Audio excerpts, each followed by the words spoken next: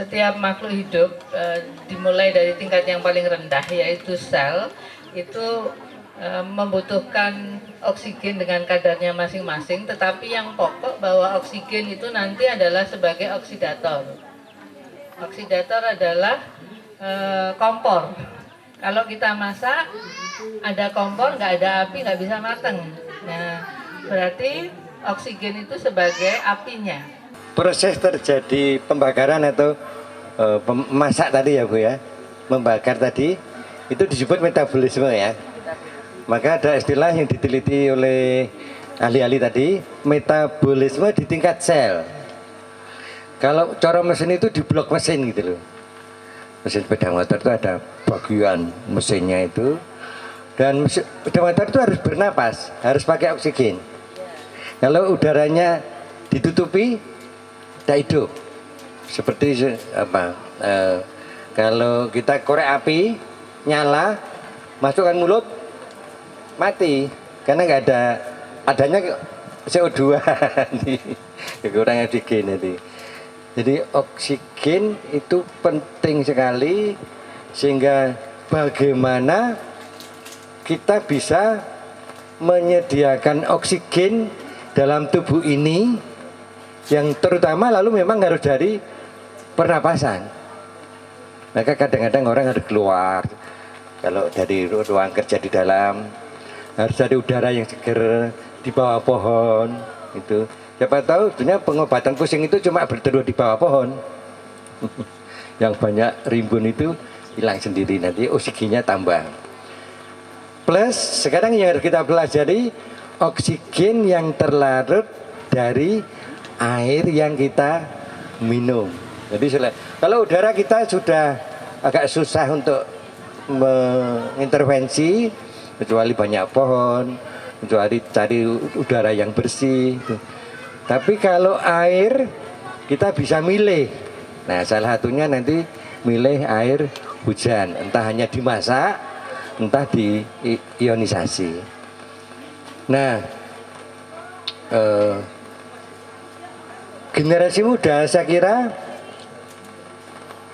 perlu melanjutkan pelajaran di sekolah itu eksperimen.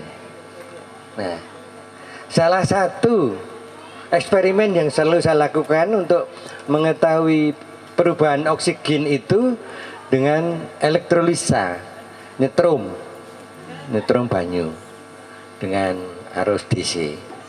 Nah, jadi saya kira di sini sudah ada contoh-contoh bejana-bejana untuk memproses air agar oksigennya baik yang di basah maupun yang di asam itu sebenarnya meningkat. Nah, jadi praktek yang banyak dilakukan teman-teman yang sudah punya alat itu seluruh, wah ini jadi nanti saya menggok pengobatan ini ya, jadi luka baru, luka lama, luka hati, luka dalam, gatal-gatal, sengatan serangga, sampai dioperasi, disumpek atau apa itu dengan air yang asam itu teratasi. Walaupun saya nggak bisa jelaskan Bu, tapi dugaan saya karena di luka itu ada hambatan menyebarnya oksigen. Jadi ada saraf yang putus atau gimana, sehingga tidak dapat distribusi oksigen dari paru-paru itu ke luka-luka itu, sehingga nggak sembuh-sembuh. Nah, setelah disemprot, dibasahi, bahkan pakai mandi. Saya itu kalau mandi sekarang tambah 1 botol itu yang asam itu. Jadi bilasnya pakai yang asam. Mat-mat itu ya. Saya udah tua gini ya masih kayak gitu ya. Masih kiyeng. Kayaknya itu antara, maaf ini ya, antara di sini dengan wajah saya itu enggak terlalu banyak bedanya gitu, betul enggak? Warnanya itu loh. Glowing. Ya. Biasanya kan, nah kalau saya enggak merasa malu itu tak belajeti gini, biasanya kan belang. belang. Kalau ketutup ini putih. Yang nggak ketutup, misalnya saya kan baru pakai baju pendek gini, nggak belang kok, nggak belang.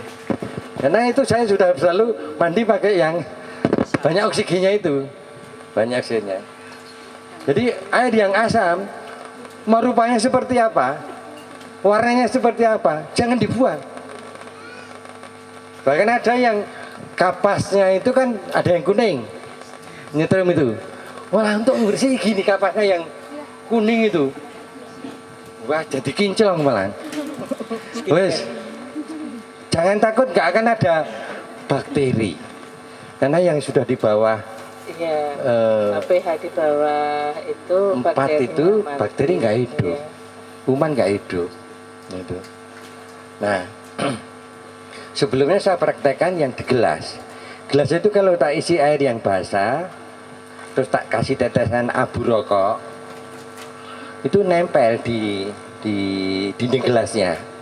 Tapi kalau airnya asam, abu rokok itu nggak nempel di gelasnya, Bu. Larut. Iya, nggak nempel. Jadi ketika airnya dibuang ya bersih. Di lab itu langsung bersih lagi. Maka sekarang kalau saya kan perokok, asbaknya itu entah itu bekas roti wadah plastik itu atau apa saja, pakai air asam untuk abunya itu dibuat bersih sekali gitu. Kacamata dibersihkan pakai yang asam. Nah, jadi asam itu pelarut sebetulnya, pelarut. Nah, jadi karena faktornya oksigennya lebih banyak di asam. Nah, kemudian sekarang di dalam tubuh, saya memang prakteknya begini. Sebelum saya banyak minum yang ekstra yang asam itu, tapi percobaan ini harus hati-hati. Saya lab darah dulu. Nah, kemudian saya minum, ya tetap minum yang basah, tapi ada sedikit minum yang asam. Nah, biasanya hemoglobin saya itu sekitar 13, 14 gitu, 12, 13, 14 HB-nya hemoglobin. Itu sel darah merah yang membawa oksigen gitu. Nah, setelah saya coba-coba minum itu, saya lab darah bisa sampai 17, Bu. Sampai 17. Angkanya itu di lab itu loh. Wih, kok bisa ya? Ya, saya heran Kok bisa sendiri. ya? Dan apa yang terjadi, nggak pernah pusing. Jadi saya udah 6 tahun nggak pernah pusing. Jadi ini yang saya alami. Kemungkinan kebutuhan oksigen di otak saya selalu tercukupi karena hemoglobin saya sampai 17. Rata-rata orang 13, 14 itu. Nah, apalagi kalau capek sekali mungkin HB-nya turun ya, Bu ya. Kalau HB-nya sampai mungkin di bawah berapa ya? Di bawah 9 gitu. 9 itu mungkin sudah ada keluhan yang bisa dirasakan. Nah, lalu darah merah itu yang saya periksa. Kemudian keenceran. Jadi darahnya encer. Lalu faktor-faktor lain itu juga mulai ada penurunan. Jadi yang dulu misalnya gula itu dulu saya kadang-kadang sampai 160. Saya memang tidak termasuk orang yang sakit gula, tapi kadang-kadang 160. Sekarang rata-rata tuh 100, 110, kadang-kadang 90. Saya pakai tes yang dari ya yang stick itu loh, Bu. Jadi saya punya alat untuk tes kolesterol, untuk tes hemoglobin, terutama hemoglobin, lalu gula, lalu asam urat, ya ada 4 itu. Nah, jadi saya ingin tahu pengaruh air minum yang dielektrolisa dari air hujan ini terhadap darah. Dan saya bandingkan dengan lab-lab yang dulu, itu lebih baik sekarang tuh. Lebih baik sekarang, dan tidak hanya saya sendiri, ada Pak Putut itu pimpinan redaksi koran Bernas ID. Dia dulu pernah jago DPR, lalu harus periksa kesehatan lab, lalu jago lagi setelah berapa tahun ini lab lagi, hasilnya lebih baik setelah minum air hujan, itu lebih baik daripada yang dulu itu. Nah, memang ya kita tidak terbiasa untuk ngelab darah kecuali pas sakit itu. Iya. Nah, saya judul lab darah itu pas sehat gitu loh.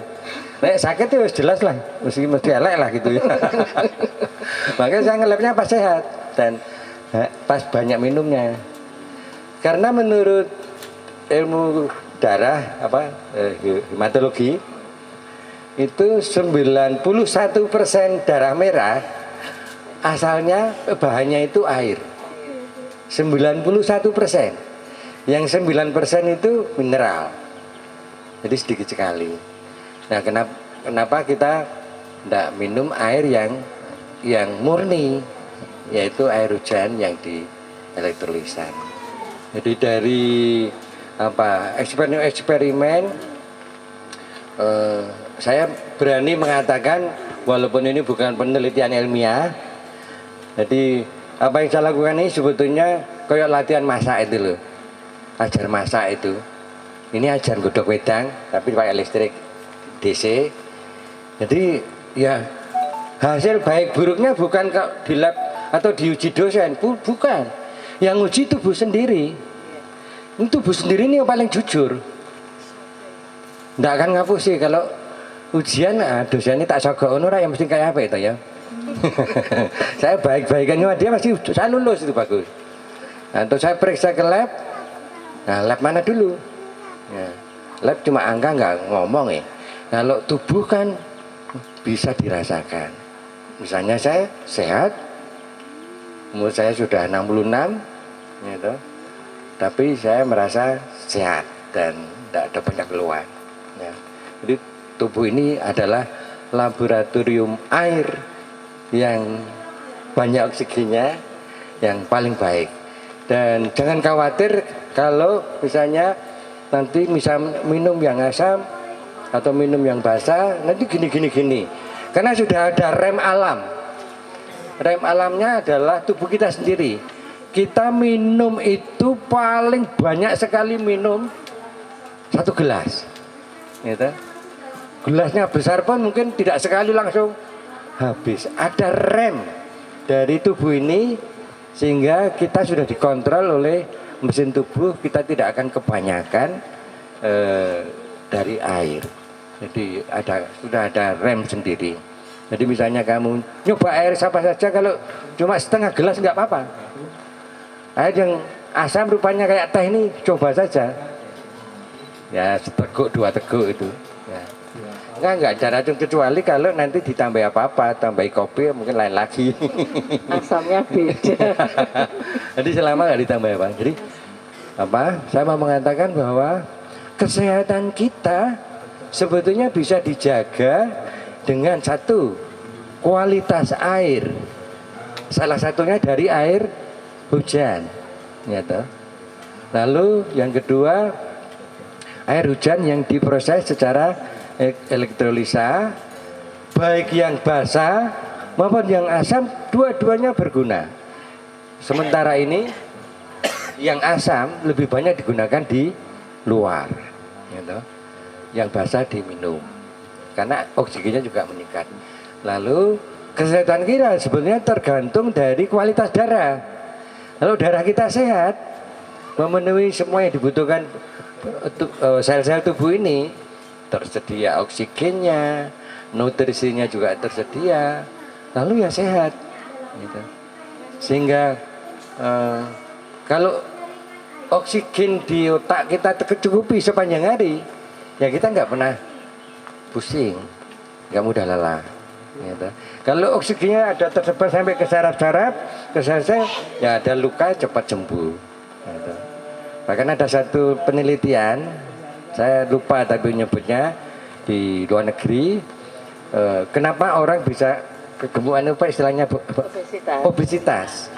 Obesitas itu menurut penelitian itu yang diteliti itu remaja. Jadi remaja-remaja yang kok wis do gemuk-gemuk gitu loh.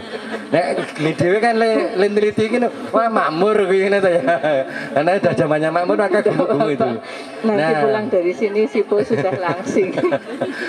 Ternyata katanya dalam penelitian itu dikatakan kebutuhan sel yang mengatur, ada sel yang mengatur jaringan tentu saja keseimbangan antara berat badan dan tinggi. Jadi mengatur berat badan dan tinggi. Itu ada mesin di selnya katanya. Nah, mesin itu tidak jalan kenapa? Kekurangan oksigen. Mesinnya macet. Jadi nggak ada yang mengendali gemuknya itu. Tapi ya ini penelitian yang ya benar atau salah saya nggak tahu. Tapi menarik itu. Nah, jadi air itu akhirnya di tubuh itu yang paling berperan nanti oksigen. Ini dulu Bu. Ya. Mungkin anak-anak ini ada yang belum paham. Tadi Romo kan membicarakan masalah ada air asam dan air basa. Nah, mungkin mereka belum paham apa itu air asam, apa itu air basa gitu. Nah, yang dimaksud Romo tadi itu air hujan itu kita bisa elektrolisis. Jadi dipisah kan H2O.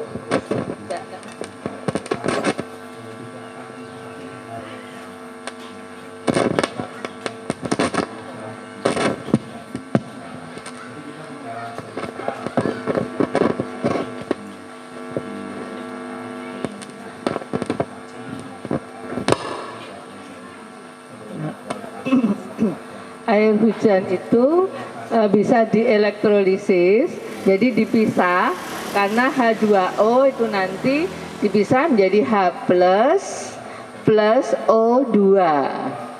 Nah, sehingga ada satu sisi itu nanti ada dua bejana, ada dua kotak. Karena dipisah nanti dengan alat elektrolisis itu sehingga H plusnya mengalir menjadi nanti masuk ke basa sehingga yang asam itu banyak oksigennya karena tadi sudah terjadi proses elektrolisis. Nah, yang dimaksud Romo tadi begitu. Jadi dengan alat elektrolisis ini nanti kita dapatkan ada air asam dan air basa, bukan air biasa yang ditambahi dengan vitamin C, bukan, atau air jeruk, tidak.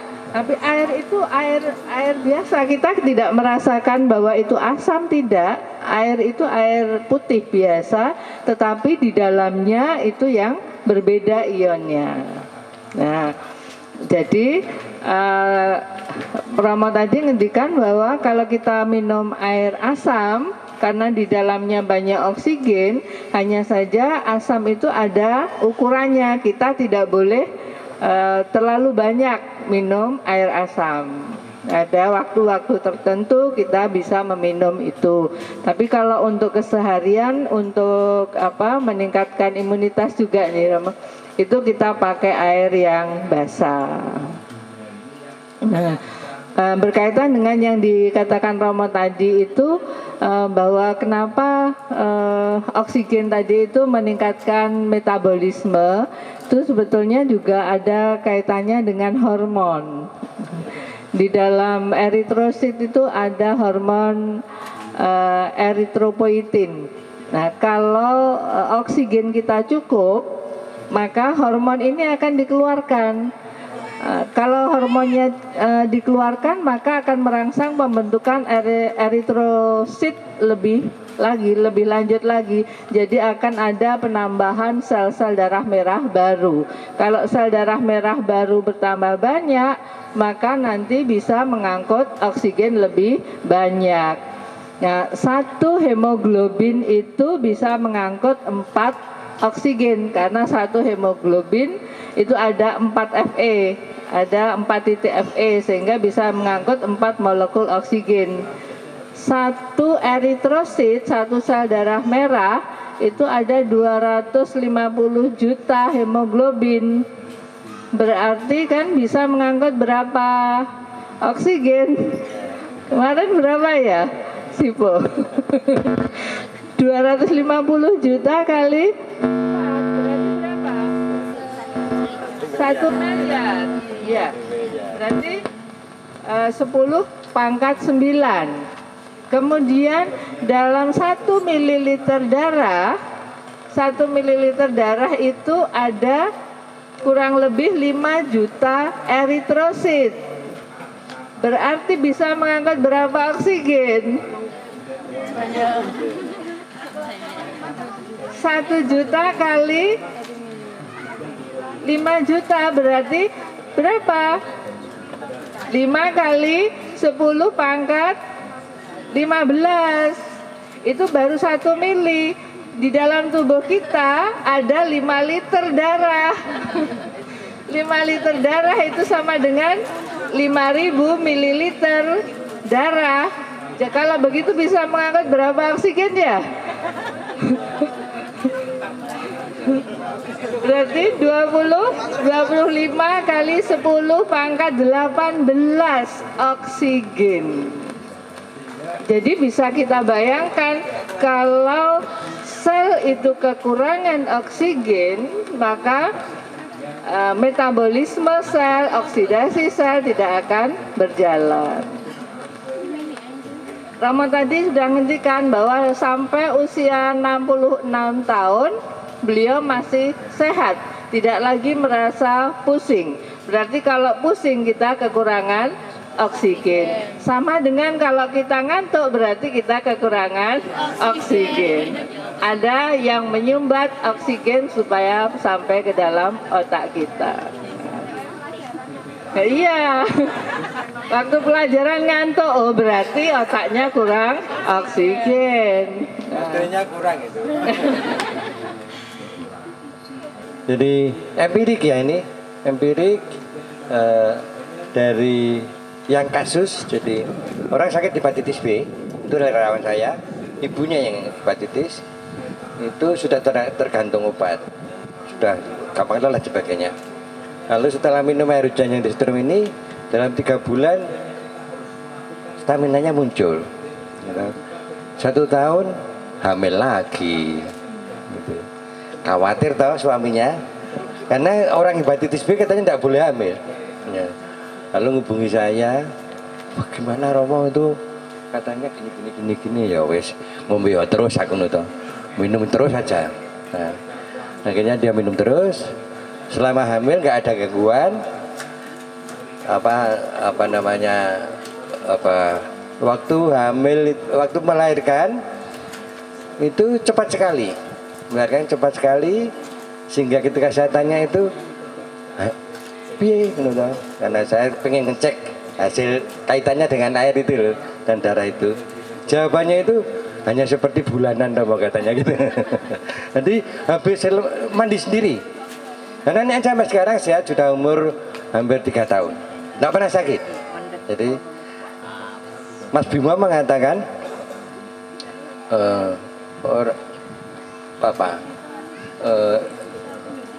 bayi benih bayi janin itu bisa dibayangkan kalau makanannya yang ngawur, minumannya ngawur gitu. Jadi airnya ngawur. Nah ternyata yang sudah minum air yang di elektrolis ini tidak hanya satu keluarga, sekitar 20 saya punya ini. Hampir anaknya nggak pernah waktu hamil tidak sakit, dan waktu melahirkan juga lancar. Bayinya sehat, ibunya sehat, pertumbuhannya cepat. Jadi jangan percaya sebelum membuktikan itu. Ya, makanya banyak minum aja. Gitu, Bu. Jadi di Merapi Timur, di Klaten itu ada 3 kecamatan yang kena faktor Gunung Merapi, Gunung Tua. Gunung Tua itu batu-batunya sudah sangat padat halus sehingga tidak mampu menyimpan air hujan. Jadi bablas saja sampai bawah, sehingga sulit sekali mendapatkan mata air dari tanah. Menggali sampai 100 meter, gereja itu ngebur 100 meter nggak dapat keluar air. Ya, lalu sekarang apa? Sekarang ada yang nyoba lagi gali sudah habis 400 juta belum keluar air. Gitu. Nah, mereka selama ini dari dulu tergantung dari air hujan. Ya. Jadi kalau musim hujan mereka mengumpulkan, ditampung di bak-bak tandon. Nah, semula saya juga kasihan gitu. Tapi mosok cuma kasihan tok, cuma ngedrop air tok. Jangan-jangan air hujan itu bagus. Lalu saya teliti airnya. Ringkasnya saya ukur, baik dari pH maupun TDS bagus, mendekati air murni dari segi mineral. TDS-nya di bawah 50. Lalu warnanya ada yang hijau, lumut dan sebagainya. Tapi ternyata orang-orang sehat. Umur 80 masih bertani. Yang remaja-remaja itu sekolah di SMA, di SMP, yang SMP-nya kan ada yang di bawah itu, artinya di daerah yang air sumur banyak yang juara 10 ranking 10 itu pasti ada yang dari anak air hujan itu.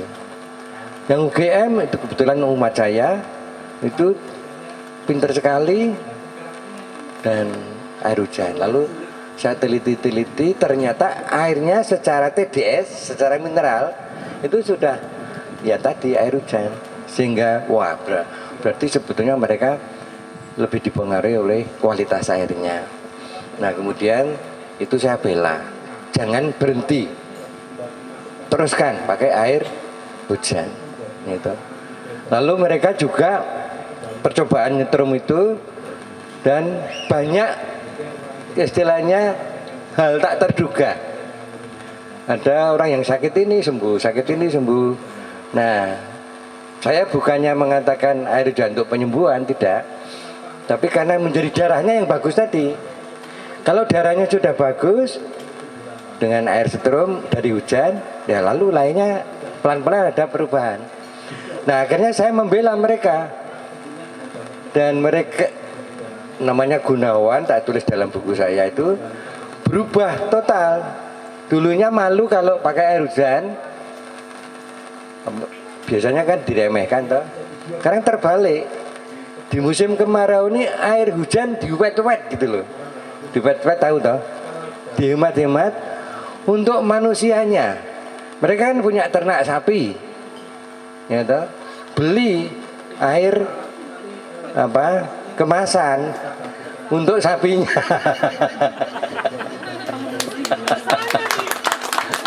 Karena air hujan itu lebih bagus.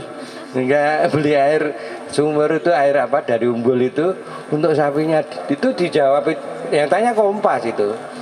Kompas tanggal 5 April. Lalu judulnya itu perlawanan lereng Merapi gitu. Karena air hujan untuk manusianya, air tanah untuk sapinya gitu. Dan nulisnya itu air galon gitu loh. Kalau sekarang kalau rodok tak lo sidik gitu ya. Karena air kemasan itu nyarinya gampang, ya, setiap saat ada. Nah, jadi kalau minum itu milih air hujan karena golek angel. Ini sudah pirang-pirang sasi nggak hujan ya Bu ya. Untuk sana masih ada itu, katanya ada yang ngangsu ke sana itu. Jadi air hujan untuk minum. Tapi nek ngepel wis kanggo aku wae lah aku ngono to. Lek golek gampang gitu loh. Kami minum harus pakai air hujan karena murni dan dari darah. Nek ngepel kan harus dari darah gitu kan. Yang jadi darah itulah yang kita ambil dari, sehingga sebetulnya saya itu pembelaan Mas. Jadi jangan berhenti orang-orang, dan memang betul mereka jadi sangat bangga. Yang dulunya malu nggak percaya diri, sehingga kadang-kadang itu mereka menipu. Jadi kalau misalnya ada tamu diambilkan dari dispensernya kan galon gitu. Wah ini air kok ini beli ini, padahal isinya banyu udan. Nanti mereka sekarang bangga dengan ada. Saya pikir di Papua, saya sudah di 1 bulan di Papua, di Kalimantan, mereka banyak pakai air hujan, harus dibela. Seperti video yang sudah saya direkam itu, air hujan untuk minum. Jadi saya belani orang yang dulu sampai sekarang tergantung dari air hujan. Nah, yang kedua juga sebetulnya kita dihina loh, kita ini dihina oleh, jadi kalau kita masih dulu pakai sumur, gitu, pakai sumur, mungkin pakai air dari mata air, sekarang dinyek kok itu. Nek pakai yang kemasan, ora dinyek itu.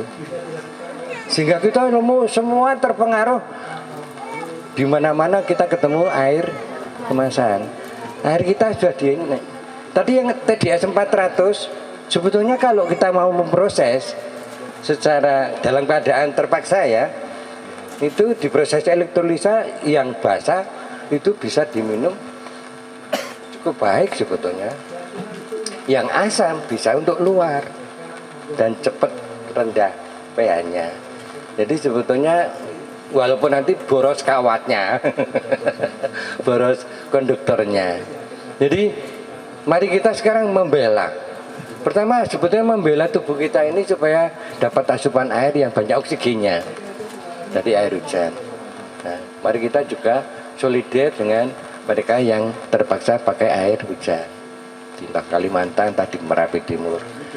Nih, kalau tidak ada pembelaan kita kurang semangat.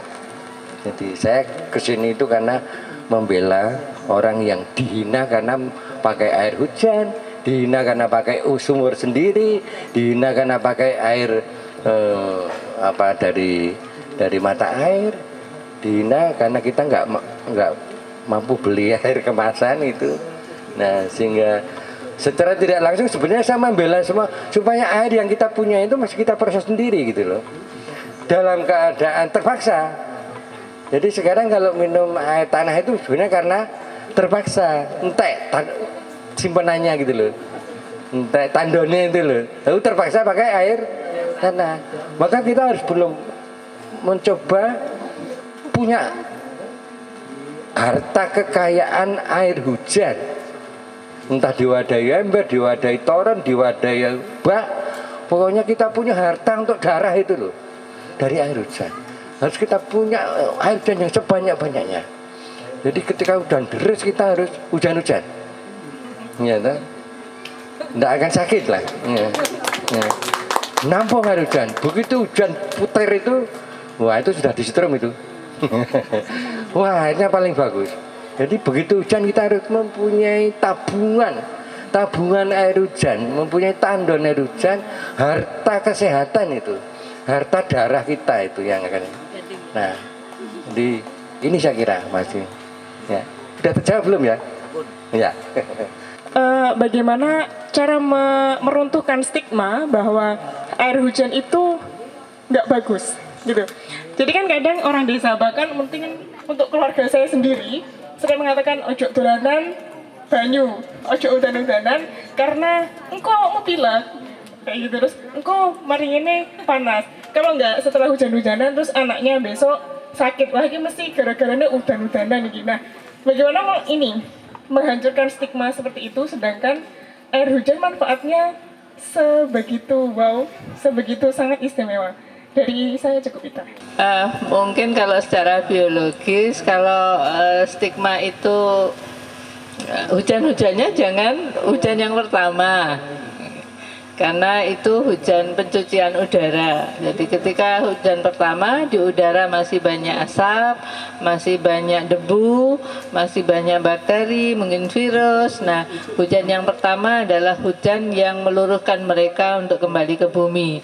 Jadi kita tidak perlu selamat datang untuk virus dan bakteri. Jadi jangan hujan-hujan pada saat hujan pertama, ya. Karena dengan begitu banyaknya kandungan itu pertahanan tubuh kita bisa melemah. Nah, mungkin bisa disambung oleh Romo Kircito, monggo. Bagus sekali dari Bu Ima. Jadi memang hujan awal itu menetralisir alam ini sebetulnya, baik tanah, udara dan sebagainya. Maka mubal gitu loh istilahnya, sehingga belum menjadi. Tapi yang salah bukan hujannya, yang menyebabkan pusing bukan hujannya, tapi apa yang ada di dekat kita ini, di udara, di permukaan tanah juga baunya pun kita sudah terasa itu. Jadi jangan nyalakan hujannya. Hujannya tetap air murni, tapi air murni kecampuran dengan beletuk dan sebagainya. Maka sarannya Bu Iman juga betul bahwa jangan mengambil air hujan kecuali untuk penelitian pada hujan awal. Nah, stigma itu lalu memang menjadi umum itu karena lalu pilek dan sebagainya. Nah, bagaimana cara? Ya kita lihat alam saja. Rumput misalnya, atau pot misalnya, yang kemarau ini kering, nanti begitu hujan kira-kira rumputnya bagaimana? Tumbuh semua. Nah, berarti hujan itu baik gitu loh. Rumput tumbuh yang tadinya mungkin juga suasana nggak nyaman, setelah berkali-kali hujan seger.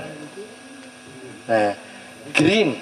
Jadi orang yang menggerakkan green ekologi semestinya juga tidak benci hujan. Harus bersyukur kalau ada hujan. Pelan-pelan kita ngerubah. Alam aja berubah kok kalau hujan itu. Nah, makin banyak hujan itu makin udaranya makin seger, karena oksigennya juga makin banyak. Gitu. Jadi kita melihat alam. Nah, dan belum pernah ada istilahnya wabah sakit karena musim hujan, karena air hujan. Ya kalau pilek sebetulnya bukan hujannya sekali lagi, tapi karena kondisi sekitarnya, udaranya dan tubuhnya. Lalu yang ketiga sebetulnya ngukur. Mbak Ina mesti TDS itu harus punya. Saya kok agak menganjurkan semua masyarakat itu punya TDS. Sekarang harganya 30.000 kok, murah sekali. Karena dari TDS itu kita bisa membedakan mana air yang hujan dan air yang dari tanah. Pelan-pelan, kita memang ini sudah terlalu seluruh dunia lah sebetulnya. Saya kadang-kadang bayangan jadi Tuhan, Ibu. Boleh ya bayangan jadi Tuhan ya. Saya jadi Tuhan itu yang menciptakan hujan itu loh. Semua orang ngeri hujan, waduh hujan, wah kudanan, wah aku pilek iki, banjir. Aku jadi gojalang asam kowe iki aku ngene.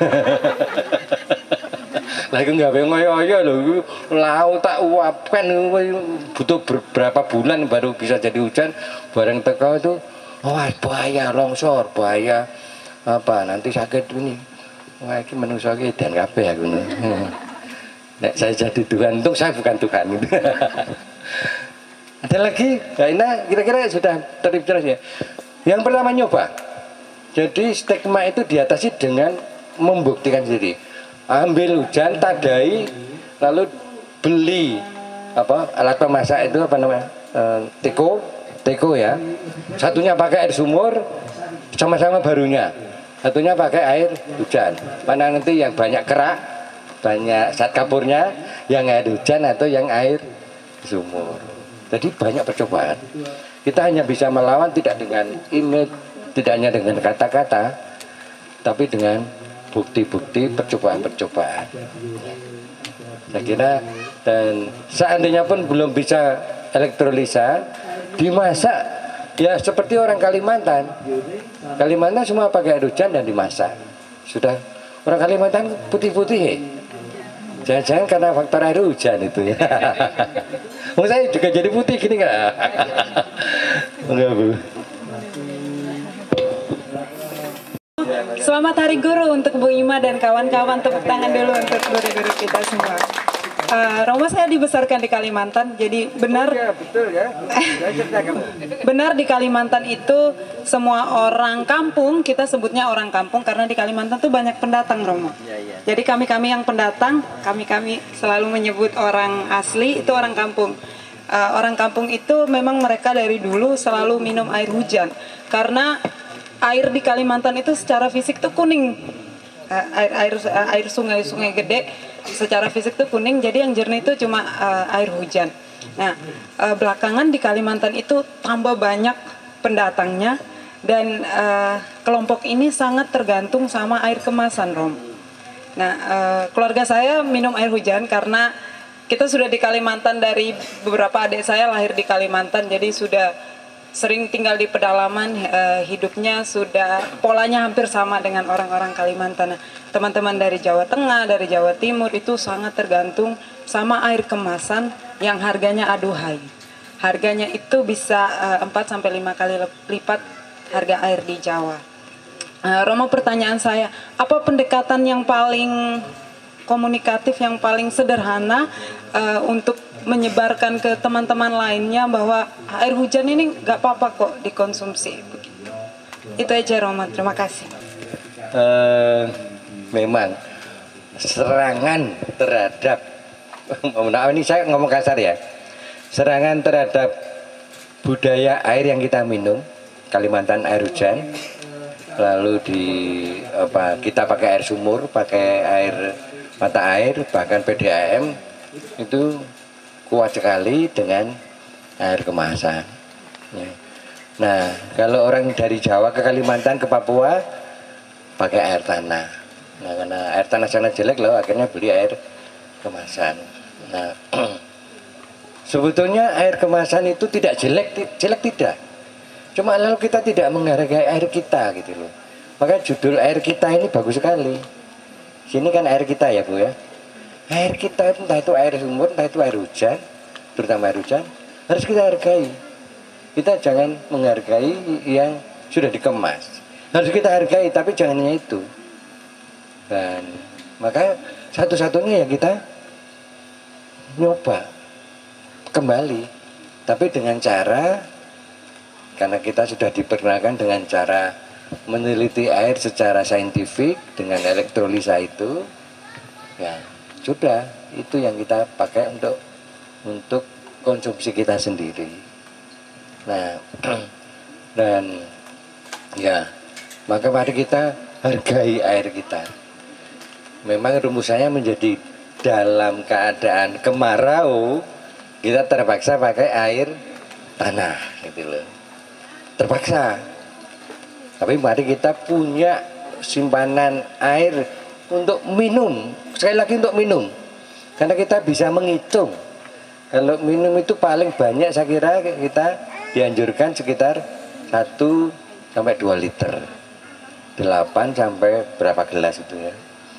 Nah, kalau kebutuhan sehari cuma 2 liter satu orang, kan kita bisa menghitung kalau 1 bulan berapa? 60 liter. Kali setahun 60 kali 12. Jadi harus kita punya tampungan air hujan, ya 60 kali 12 itu. 60 liter 12. Ya berapa? Khusus untuk minum. Sekali lagi untuk mandi, untuk cuci piring, wes sembarang air lah. Atau mau beli, mau ke air kali silakan. Pokoknya sehat.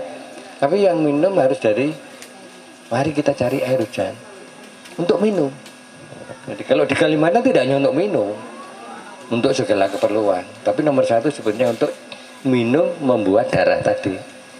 Romo, saya bertanya tentang kenapa air hujan, sifat air ya, sifat air itu yang sangat mempengaruhi pada tubuh kita apa? Kandungan apanya? Pertama itu. Lalu yang kedua, kandungan dari air hujan bisa menjadi rasa kopi lebih nikmat. Itu kalau yang saya pelajari di dunia kopi adalah kandungan yang dibutuhkan oleh kopi supaya rasanya enak itu adalah mineral. Ada kalsium, ada magnesium dan lain-lain, menciptakan kompleksitas rasa, menciptakan lebih manis, menciptakan asam yang segar. Akhirnya kopi itu menjadi enak dan seimbang. Nah, air hujan yang TDS-nya rendah itu kandungan apa juga yang bisa mengikat atau melepaskan, kok bisa rasa kopi awalnya asamnya tinggi atau cacat rasanya itu sangat dominan, ketika dengan air hujan itu menurun semua. Ini nanti yang kita bagikan, nyoba-nyoba. Matur nuwun, Romo. Asmanya sinten? Tidak apa-apa, kita nggak ada jawaban yang benar dan salah. Enggak Bu. Kalau saya mungkin saya kembalikan seperti pengalaman saya tadi, kenapa air hujan itu bisa mengikat, karena ketika saya praktek merebus rambut jagung, ternyata dia lebih pekat. Nah, berarti kalau dengan air hujan, kandungan di dalam kopi yang semula dengan air biasa itu tertutupi, tidak bisa keluar karena mungkin di air biasa terlalu banyak mineralnya. Dengan air hujan, komponen dari kopi itu bisa keluar. Nah, itu mungkin yang menimbulkan rasa lebih sip. Nah, berarti kopi sehat, kopi air hujan. Ya, ini pertanyaannya bagus sekali ini. Jadi saya membedakan kenikmatan di lidah ketika kita nyeduh gitu dan reaksi-reaksi di tubuh. Gitu. Jadi selama kita itu menggunakan air, itu yang harus membaca itu reaksi tubuh. Nah, salah satu reaksi itu sebetulnya kalau terjadi pembakaran, terjadi metabolisme. Jadi karena metabolisme harus ada air, ada oksigen. Nah, kalau sehabis kita minum kopi berkeringat, berarti sangat membantu metabolisme. Nah, lalu setelah berkeringat, lalu menjadi terasa lebih segar. Jadi ada efek perbaikan rasa, katakanlah kesegaran tubuh. Nah, seperti lombok itu, kalau kita makan lombok sambal itu mesti berkeringat. Nah, dugaan saya lombok itu membantu metabolisme. Tidak tahu, saya belum meneliti, tapi pasti berkeringat. Itu lalu atau mungkin tidak ada hubungannya metabolisme, saya nggak tahu. Tapi kalau orang Jawa Timur kalau nggak pedes itu nggak enak itu, karena dugaan bisa diteliti membantu metabolisme. Lalu pernapasan. Jadi kalau habis minum kita punya pernapasan yang lebih lega, berarti air itu plus kopinya atau apa itu punya pengaruh. Jadi tidak sekedar hanya di mulut saja yang harus kita teliti. Nah, eksperimen saya itu kopi dengan oksigen. Ya, ini baru penelitian, baru eksperimen, dan baru kira-kira setengah tahun ini, Bu. Jadi saya bikin kopi atau teh gini, saya infus dengan oksigen. Nah, signifikan sekali dalam tubuh saya. Sampai kadang-kadang kok jadi ranti kesel gitu loh. Jadi seharian itu tidak punya lelah. Nah, tapi begitu mau mapan tidur itu blek gitu. Jadi punya ngetik untuk nulis itu nggak kesel-kesel. Tapi begitu rebah itu blek tidur. Gitu. Nah, ini berarti apa? Ada efek yang bagus di dalam metabolisme saya. Nah, dugaan saya, kembali lagi kita harus mempertanyakan soal oksigen. Jadi selama kita pakai air, yang harus kita perhatikan sebetulnya oksigennya. Nah, di beberapa literatur yang saya baca, kopi itu buat asam sebetulnya. Kopi lebih banyak bersifat asam. Lalu oksigennya mungkin juga lebih meningkat. Cuman alat saya kalau masukkan kopi rusak nanti alat saya. Alat itu saya juga berani ngukur oksigen dalam air kopi yang panas itu. Nah, jadi selama kita menggunakan oksigen air, entah itu masak, entah itu kopi, entah itu teh, sebetulnya yang kita harus teliti itu oksigennya. Karena oksigen itulah yang akan berpengaruh di sel-sel sampai ke seluruh tubuh itu. Nah, mestinya kopi yang bagus, yang enak tidak hanya di taste, tapi bisa mempengaruhi tingkat tubuh kita ini. Kira-kira itu, Bu, dari saya itu. Beberapa kali saya tuh pergi ke luar kota. Kemarin itu ke Jakarta, saya ke rumah kakak saya. Di situ tetangga kakak saya kena penyakit. Nah, penyakitnya itu menyerang sistem kekebalan tubuh. Jadi dia itu nggak bisa keluar, terus nggak bisa makan yang macam-macam, dan dia itu kena udara luar pun langsung ini kulitnya sakit belentong-belentong gitu loh. Setelah itu saya kasih tahu kalau ada air hujan yang punya manfaat yang sangat luar biasa, karena saya dikasih tahu oleh teman-teman air kita, dan saya kebetulan ada videonya Romo juga. Saya kasih tahu ke mbaknya itu, tapi saya itu tidak bisa berbuat apa-apa karena saya juga nggak bawa sampel. Setelah itu saya pulang. Nah, Romo, mungkin ada terobosan baru, misalkan ada hal-hal seperti itu, biar promosi saya itu tentang air hujan bisa berkelanjutan. Kalau seperti itu kan hanya sekedar saya berbicara, setelah saya pulang sudah orangnya mungkin lupa atau tidak melanjutkan apa yang saya katakan tadi. Begitu, terima kasih. Iya, ini kalau membahas kasus per kasus saya juga tidak berani. Ketika kasus penyakit itu, jadi saya selalu menghindari air ini untuk ngatasi sakit ini, sakit itu, sakit ini, sakit itu. Dan ada produk Kangen Water itu yang diperingatkan oleh pihak pemerintah karena mengiklankan air sebagai obat. Jadi kita kalau nggak hati-hati kita jatuh pada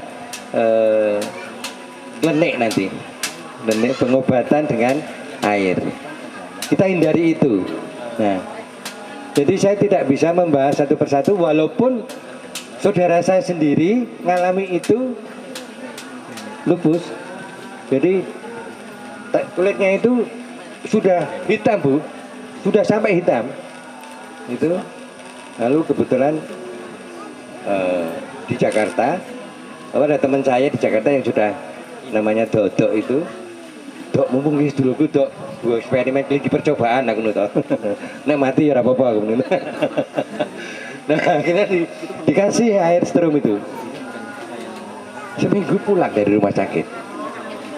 Seminggu pulang lalu sampai sekarang sehat, sudah nengok saya kemundilan. Nah, tapi saya nggak berani promosikan itu. Ya tahu. Cuma bahwa kayaknya tetap kembali bahwa air ini harus memperbaiki darah, memperbaiki kualitas darah, dan yang bisa memperbaiki darah saya kira nomor satu air, bukan makanan ini itu membantu juga, tapi faktor air penting. Mungkin ada buah ini apa sayur ini, tapi air. Nah, saya kira ya apapun penyakitnya, apapun organ yang rusak itu yang bisa kita lakukan dengan bebas hanya air. Air yang entah kita masak, entah kita elektrolisa, tapi jelas ada oksigennya. Nah, itu yang bisa kita, sehingga ada dokter peneliti yang bagus banget sebenarnya dari Iran, dokter Batman siapa gitu, ucapannya saya lupa. Dia mengatakan you are not sick, you are thirsty. Jadi apapun sebetulnya yang Anda keluhkan itu bukan sakit, tapi Anda haus. Maka nomor satu minum dulu. Nah, kalau dari kedokteran memang kita jangan sampai dehidrasi, kekurangan cairan tubuh. Sekarang rumah sakit saya kira selalu sudah apapun sakitnya langsung diinfus, betul ya? Langsung diinfus cairan. Nah, itu nomor satu air. Nah, sebelum diinfus minum aja dulu sendiri. Saya kira itu Mbak.